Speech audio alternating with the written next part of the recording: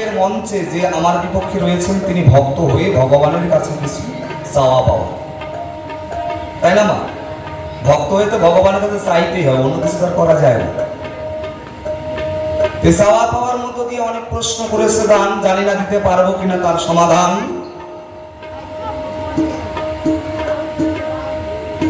যেসব কথা জিজ্ঞাসা করে গেছে বাবা, সাধুগুরু মুখের বাণী, শাস্ত্র কথা, কৃষ্ণ কথা, হরি কথা, ভাগবত কথা যেখানেই শুনবেন, যেভাবেই শুনবেন, এ কোনোদিনই কিন্তু পুরনো হবে না, তাই না মা? যেভাবেই শুনলাম হরিবল।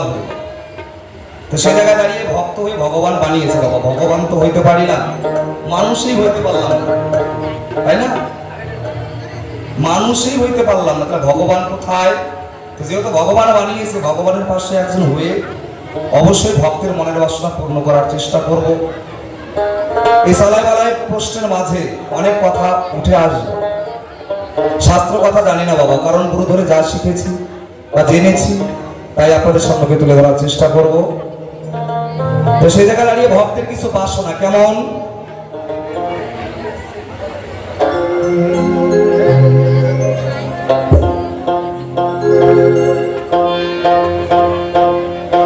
হয়ে কি ধন হারা পাগল পারা ধারায় ধরা ভেসে যায়,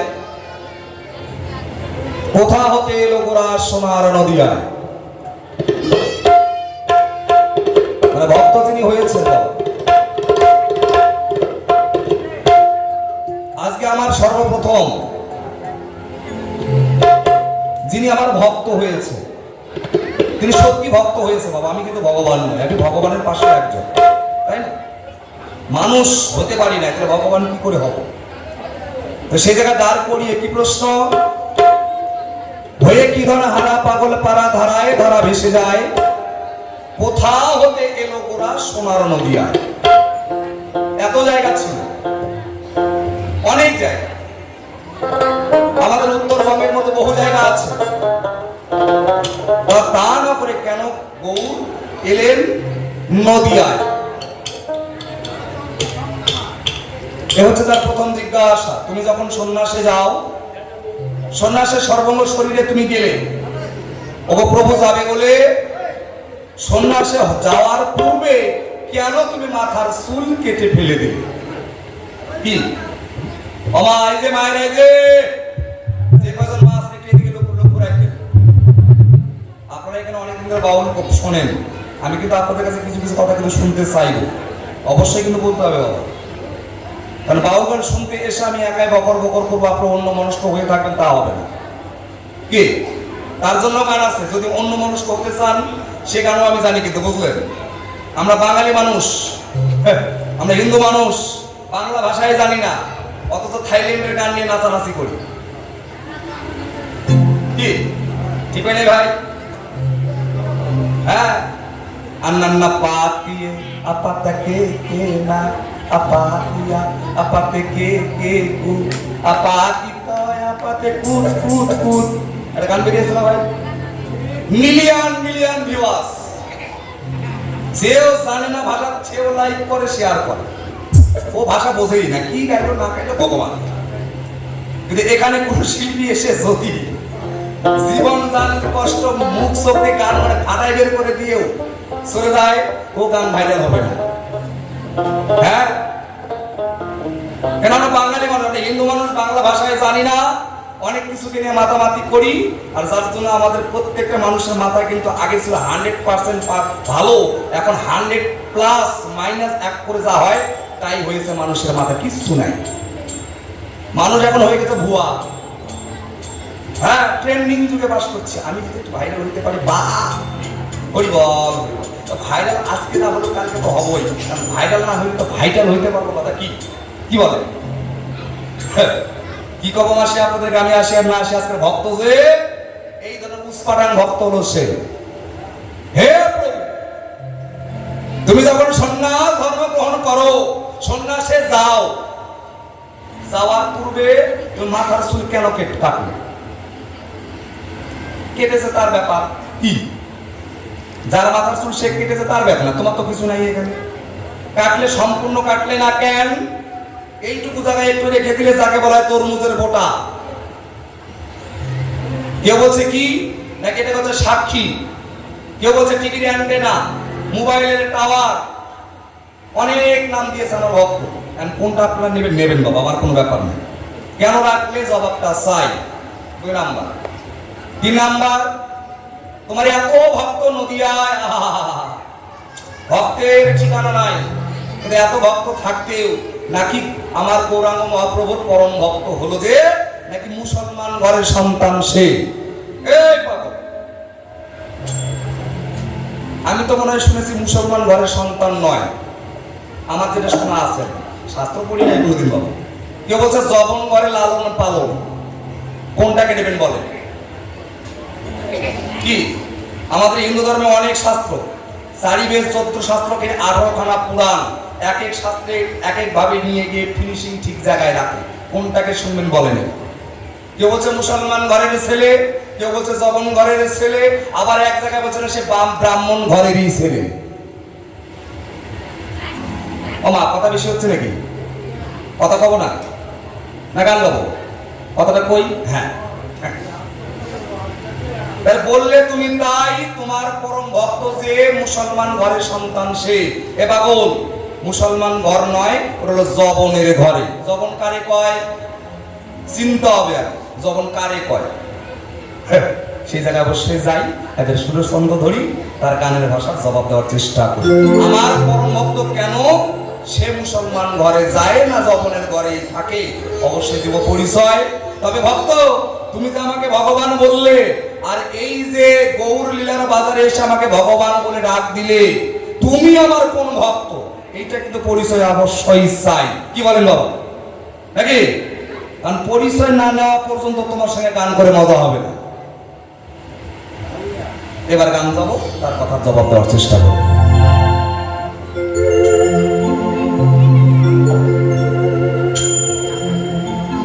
বৃন্দাবনে ছিল যারা, ওরে পাগল কানার বলাই,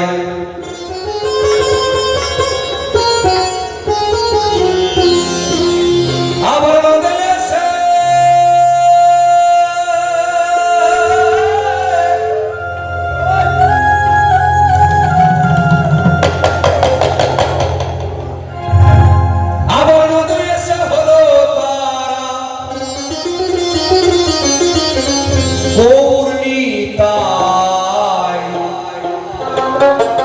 দুটি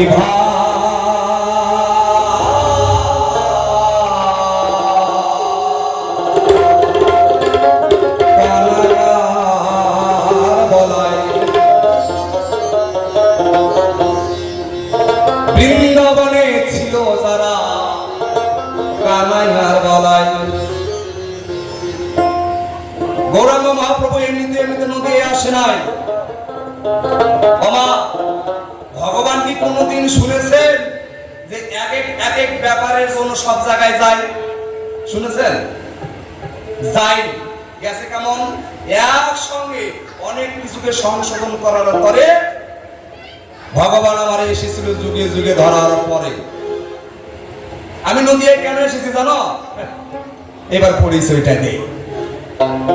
কানাইয়ার বলাই, কানাইয়ার বলাই, বৃন্দাবনে ছিল যারা কানাইয়ার বলাই, পাগল কানাইয়ার বলাই। এখন এসে হলো তারা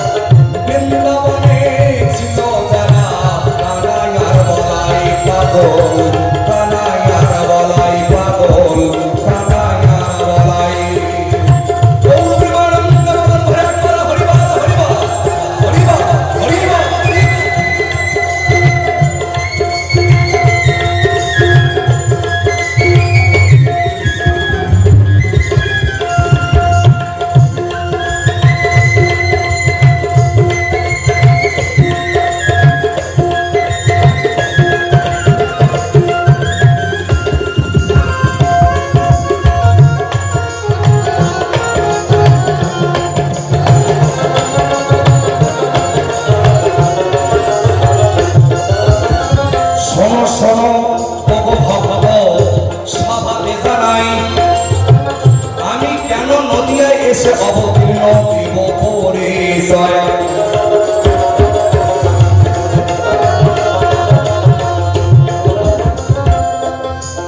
একদম ছোট ছোট করে বলবো, একদম ধীরে ধীরে, আরো ধীরে ছোট ছোট করে বলে যাই, কারণ আমি আমার ভাবখিনি বেশি পছন্দ করি না। কি সময় 3 ঘন্টা, ভাগে ভাগে 1.5 ঘন্টা, ওই সুরে সুরে বলতে গিয়ে অনেক লম্বা করা যাবে না, তাই না? সংক্ষেপ আমি কেন নদিয়ায় এসেছি? ওরে বাবু, এক কারণে নদিয়ায় আমি আসি নাই, অনেক কারণ ছিল, তার মধ্যে একটা প্রধান কারণ প্রভু আমার ভক্তকে দেওয়ার কথা রক্ষা করিবার পরে এসেছিল বারে বারে ধরার পরে। আপনাদের সবার আছে জানা, সত্য যুগে তিনি ছিলেন নারায়ণ, তার দ্বারের দাঁড়িয়ে 2 ভাই, একজন জয় আরেকজন হলো বিজয়।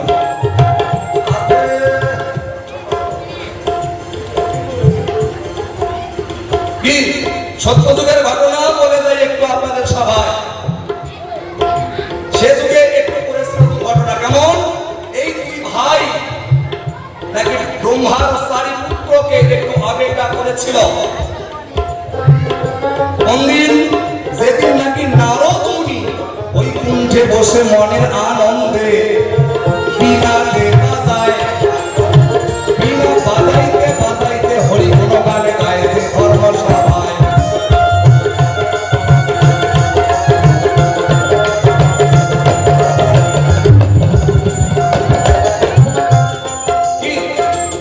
নারদ মুনি মনের আনন্দে বীণা বাজিয়ে বৈকুণ্ঠে বসে যত দেবতাগণ ছিল আনন্দে আনন্দে হরি গুণগান গাইল। এমন সময় নাকি নারদ মুনির বীণার তার ছিঁড়ে গেল।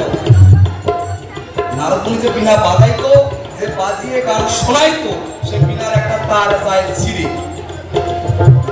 এই বীণার তার ছিল যখন একটু ওইটুকু জায়গায় একটু মস্করা হলো, তখন কেমন নাকি ইন্দ্রদেব উঠে বলে করে আজকে নারদ মুনি আর গান শোনাতে পারবে না। কেন বলেন? নারদের তার ছিঁড়ে গেছে। নারদের তার ছিঁড়ে গেছে। আসতে এই যে ইন্দ্রদেব বলছেন নারদ মুনির তার ছিঁড়ে গেছে, মানে ছিঁড়েছে তার বিনার তার, কিন্তু বললো তার নারদেরই তার ছিঁড়ে গেছে, আর নারদ গান শোনাতে পারবে না। এ মতো গল্প হলো যখন হাসি উল্লাসে মেতে গেল, তখন হের পাগল, ওটা কোনোদিন হয় না। নারদের তার ছিঁড়েছে বিনার তার, যার জন্য এই দোতরা বলেন, স্বরাজ বলেন, বিনা বলেন, এরা হলো বাহ্যিক যন্ত্র। কোন সুকর্মে গিয়ে সুর বাঁধতে যাবেন, ও তার ছিঁড়বেই। নারদ মুনি তাকে ফেলে দিলেন, আবার পরে কুড়িয়ে নিল। অনেক গল্প থাক। সেই সময় ব্রহ্মার 4 পুত্র যারা সনত সনাতন সদানন্দ, এরা এলো, তারা এসে দ্বারে গিয়ে বলে দ্বার ছেড়ে দাও, আমার নারায়ণ দর্শন করিতে চাই। জয় বিজয় তাদের করলো মানা, ভিতরে যাওয়া যাবে না, আজকে ভিতরে প্রবেশের নিষেধ, কাউকে যেতে দেওয়া হবে না। তর্ক যুদ্ধ বাদে, এই তর্ক যুদ্ধ হতে হতে একটু ধাক্কা দিল গায়ে, সঙ্গে সঙ্গে অভিশাপ পেল 2 ভাই। কি অভিশাপ? আজকে আমরা নারায়ণ দর্শন করতে এসেছি, নারায়ণ দর্শন করতে দিলে না, করলাম অভিশাপ, তোমাদের অহংকার পতন হয়ে যাক, তোমরাও আর নারায়ণের সঙ্গ পাবে না। হবে না, হবে না। বুঝলেন মায়েরা? বুঝলেন কিছু? বুঝলেন কিছু? কত দূরে দূরে বসছেন কেন?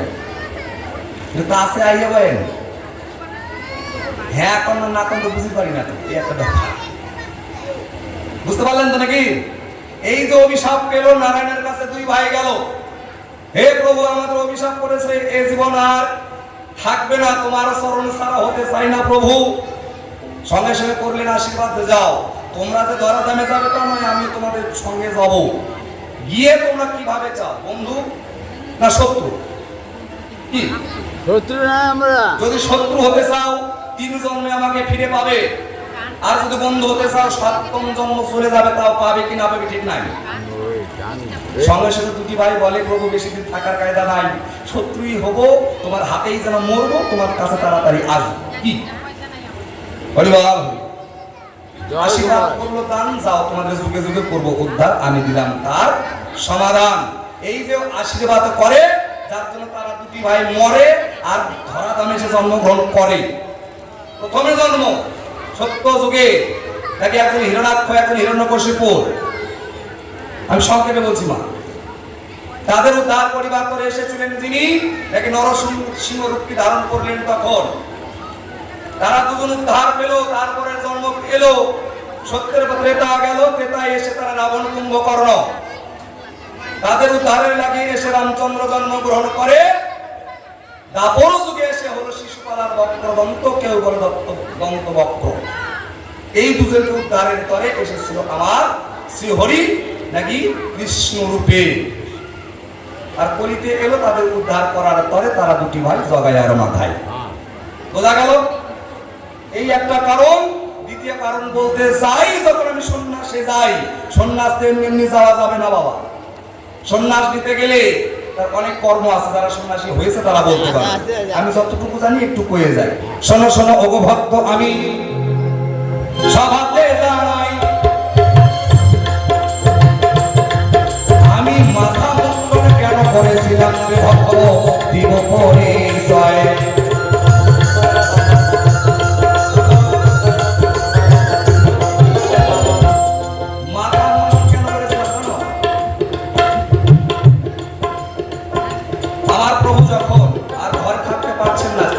বাইরে ডাকছে, ছটপট ছটপট শুরু করলেন। মায়ের কাছে গিয়ে, বইয়ের কাছে গিয়ে যেমন করে অনুমতি দিলেন, এসে যখন তার গুরুদেবের কাছে গিয়ে দাঁড়ায়, তার কাছে অনুমতি নিলেন। নেওয়ার পরে বলে, প্রভু আমি এখন চলে যেতে চাই। আমি ঠিক আছে, তার আগে তোমার দেহের অহংকার, লোভ, লালসা সবকিছু তোমাকে ত্যাগ করতে হবে রে মায়।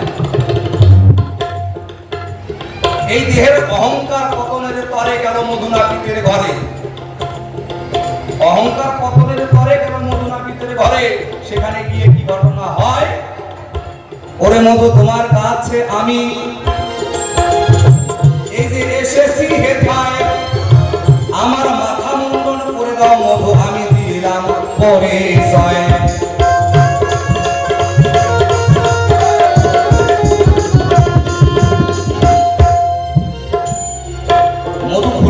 তাকে দাস সর্বনাশ, এত সুন্দর মানুষ তো আগে কোনোদিন দেখি নাই। হে প্রভু, কোথা থেকে এসেছেন জানি না, কিন্তু এ হলো রূপ, এ শাসর কেশ আমি মন্ডন করতে পারবো। বলছে না বাবু, আমি তোর কারে এসেছি বাবা, আজকে তুমি আমাকে মন্ডন করে দেবে, তুমিও একদিন আমার কাছে এসে ডাকবে। শেষ বেলায় পানের ঘাটে আমি ঠিক উদ্ধার করে নিয়ে যাব। মধু তখন জল ছিটাইতে দেখো ওই মুন্ডন করিবার দায়। মুন্ডন করিতে গিয়ে কি ঘটনা ঘটে ভক্ত তোমার জানা নাই।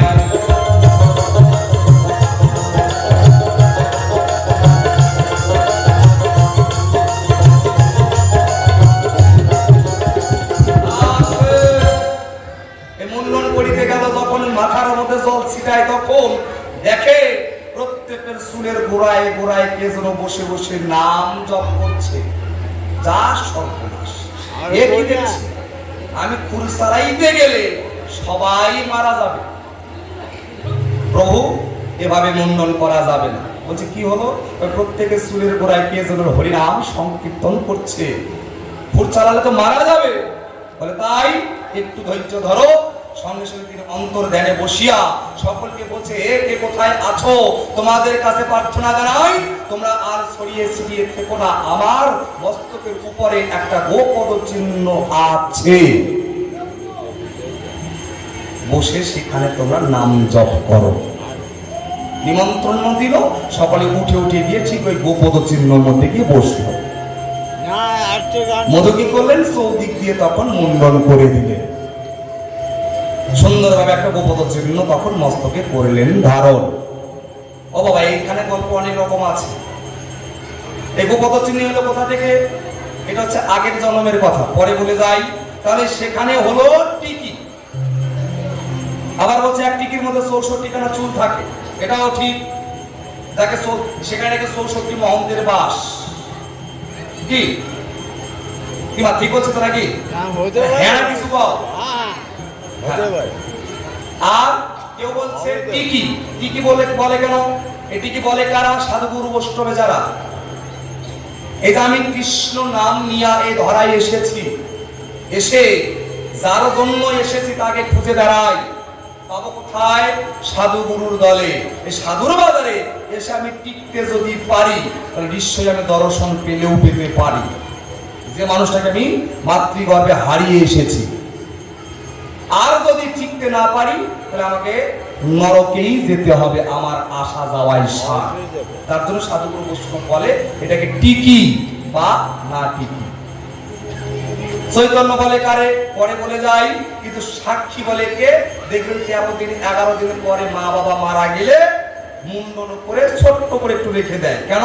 যে আমার দেহের অহংকার আমি পিতা মাতার চরণে করেছি অর্পণ, যার জন্য এতটুকু সাক্ষী রেখে দিলেন মাথার উপরে। বোঝা গেল?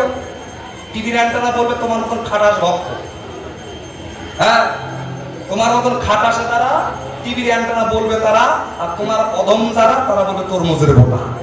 এই হচ্ছে তার বীরবরণ। কিন্তু যখন নিমায়ের মাথায় গেল তাকে চৈতন্য বলল। চৈতন্য বলবো। যখন নিমায়ের মাথায় এলো তখন চৈতন্য বলল। সেদিন থেকে নিমাই নাম পরিবর্তন হয়ে শ্রী চৈতন্য মহাপ্রভু নামটাও পেয়েছিল। কেন? আগে ছিল নিমাই, সেদিন থেকে তার চৈতন্য লাভ হয়। এটা আগের গল্প বলার দরকার নাই, জানেন সবাই। এই কারণে মাথার চুল কেটে দিলাম তাই। দাদা অহংকার পতন মহা পর্যন্ত সন্ন্যাস হয় না রে হায়।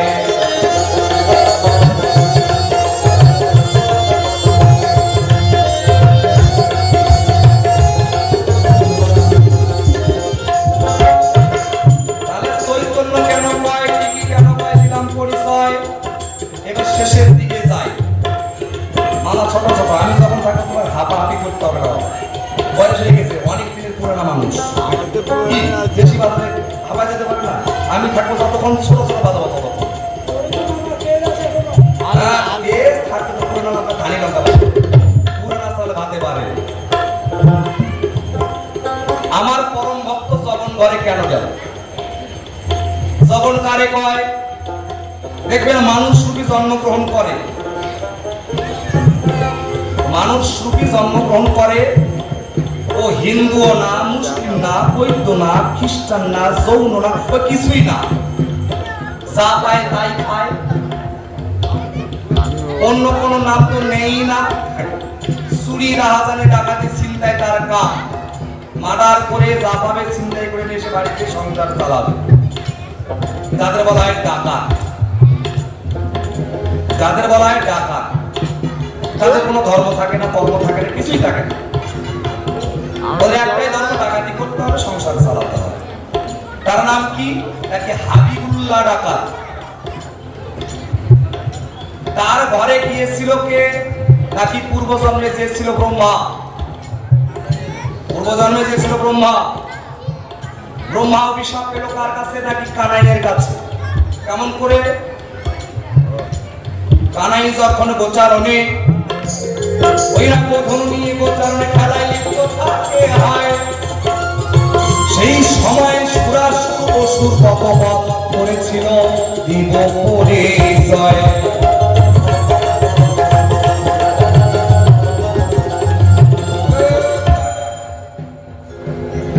মনে পড়ে পূর্বজন্মের কথা।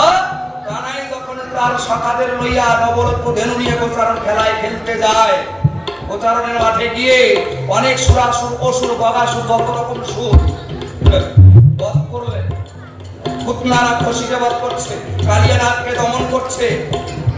নন্দবাসী যারা তারা মনে মনে ভেবে নিয়েছে আমাদের কানাই সামান্য কেহ নয়, নিশ্চয়ই সে কোনো একজন ভগবান।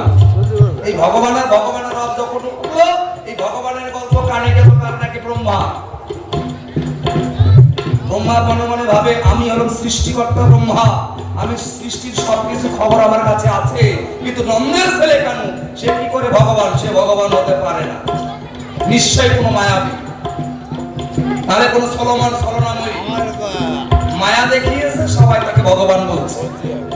হতেই পারে এই বলতে একদিন মনের মধ্যে প্রশ্ন যাবে, যদি ভগবান একটু পরীক্ষা করা দরকার, চলে গেল প্রচারকের মাঠে।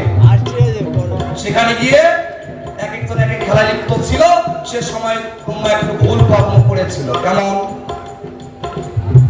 ধ্যানে বসে এই গোচারণে যত গরু বাছুর ছিল বাবা সবকিছু হরদা চুরি করলেন। এই গোচারণে গিয়ে যখন গরু চুরি করে তার আগে কানাই মনে আগে জানতে পারে তা সর্বনাশ। ব্রহ্মা, তুমি আমাকে পরীক্ষা করা করে এসেছ, এত বড় শ্রদ্ধা, তুমি আমার গোচারণে এসে আমার খেলাধুলা ভঙ্গ করবে? ঠিক আছে। ব্রহ্মা যখনই হরণ করে গুহার মধ্যে রেখে দেয়, চোখ মিলে তাকায়, যেখানকার গরু বাছুর সেখানেই আছে, একটাও হারায় না। চিন্তা করে কেমন করে হলো?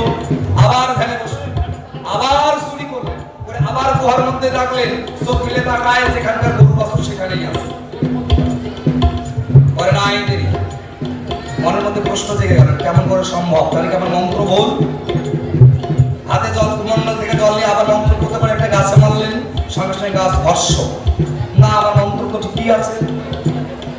ধ্যানে বসে যেখানে চুরি করা গরু রেখেছে সেখানে গেছে, গিয়ে দেখে সব দুইটা দুইটা হয়ে গেছে। দুইবার চুরি করেছে, সব ডবল। এটাও সম্ভব? তখন একটু মনের মধ্যে কিন্তু প্রশ্ন জাগলো আরো বেশি করে, যা পাবে এটা কি করে হয়? মনোরথে চললেন তখন কোথায়? নাকি বৈকুণ্ঠে। বৈকুণ্ঠে পৌঁছায় যখন ব্রহ্মা দেখিবার পায় শ্রী হরি সেখানেই বসে আছে, আমি দিলাম করে যায়।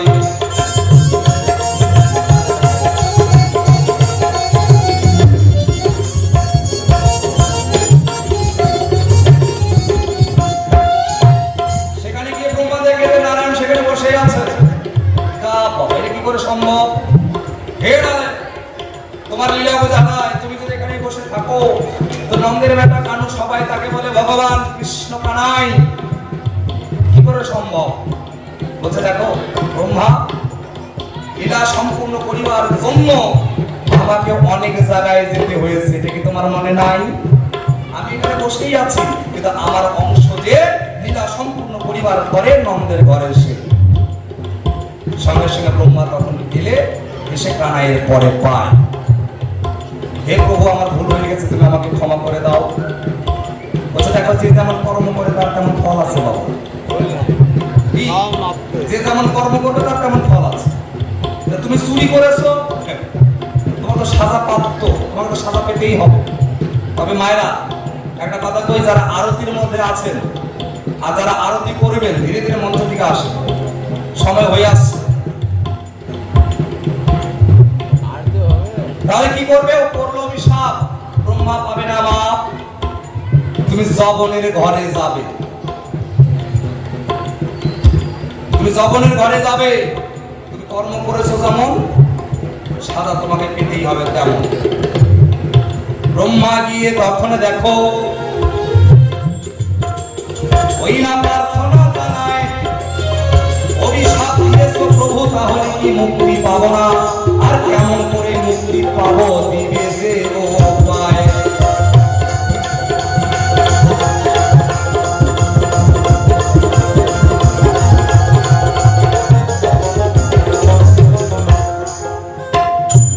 আমাকে অভিশাপ যেমন দিয়েছো শিরোধার্য, আমি মুক্তি পাবো কেমন করে প্রভু? সেই উপায়টা তুমি আমাকে বলে দিয়ে দাও। বলছে ঠিক আছে, তুমি মুক্তির উপায় পাবে, তুমি যখন হবে যাবে ঠিকই, কিন্তু তোমার বদলে সদা সর্বদা কৃষ্ণ নাম উচ্চারণ হবে। এই কৃষ্ণ নাম উচ্চারণ হবে যখন, যেদিন তোমার পাপ মোচন হবে, আমি স্বয়ং তোমাকে সেখান থেকে নিয়ে চলে আসবো। বলছে তাই? হ্যাঁ।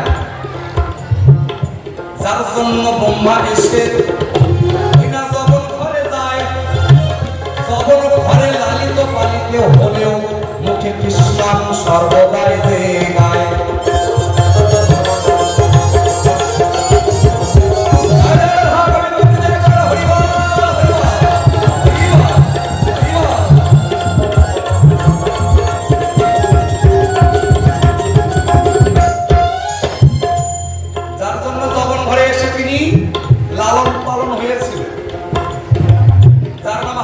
ডাকাত